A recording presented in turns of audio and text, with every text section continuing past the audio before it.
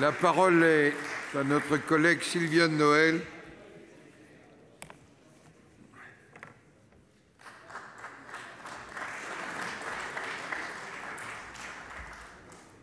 Allez bien. Vous avez la parole, ma chère collègue. Monsieur le Président, Monsieur le Ministre, Monsieur le Président de la Commission, Monsieur le rapporteur, mes chers collègues, nous avons entendu à de multiples reprises que ce budget dédié à la mission collectivité territoriale était stable. Nous ne pourrions que nous en féliciter si la réalité n'était pas tout autre. Sur le papier, certes, l'article 23 affiche effectivement le niveau du maintien de la dotation globale de fonctionnement pour 2019 à son niveau de 2018. Dans la réalité, le compte n'y est pas.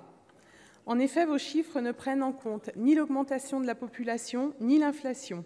Ce sont pourtant des données qui sont essentielles pour connaître le montant réel que les collectivités locales vont percevoir.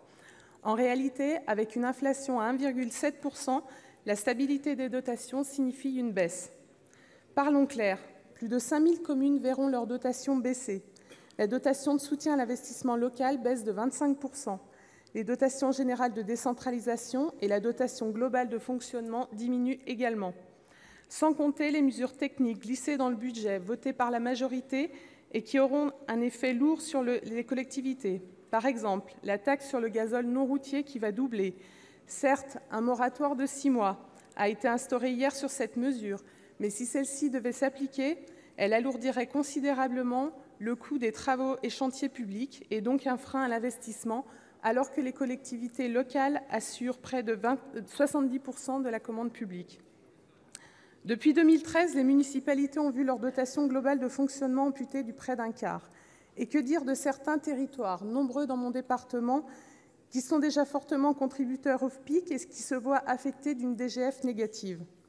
Il ne s'agit nullement de remettre en cause le principe de péréquation et de solidarité. En revanche, il faut cesser de faire peser sur ces territoires une part déraisonnable et disproportionnée de la péréquation horizontale. Si l'État continue à affaiblir les collectivités qui jouent un rôle moteur dans notre pays, c'est l'ensemble de nos collectivités qui vont rester à quai.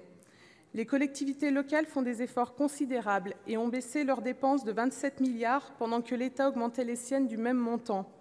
Et ce sont pourtant elles qui sont montrées du doigt, alors qu'elles votent des budgets en équilibre et ne peuvent recourir à l'emprunt pour financer leur fonctionnement. Le gouvernement fonce dans le mur avec la suppression non compensée de la taxe d'habitation. Ce n'est pas en remplaçant la taxe d'habitation par la part départementale de la taxe foncière sur le foncier bâti, autrement dit, ce n'est pas en déplaçant le problème du bloc communal vers le bloc départemental que vous sortirez de l'impasse dans laquelle vous êtes aujourd'hui bloqués. Cette absence de visibilité sur le long terme et ces coups de canif incessants portés à l'autonomie des collectivités locales ne sont plus supportables. Un ancien et célèbre sénateur de Haute-Savoie, Bernard Pellarin, aimait à rappeler le principe selon lequel « qui commande paye, qui paye commande ». Je soumets cette citation remplie de bon sens à votre réflexion en vue de la refonte de la prochaine fiscalité locale. Je vous remercie. Merci.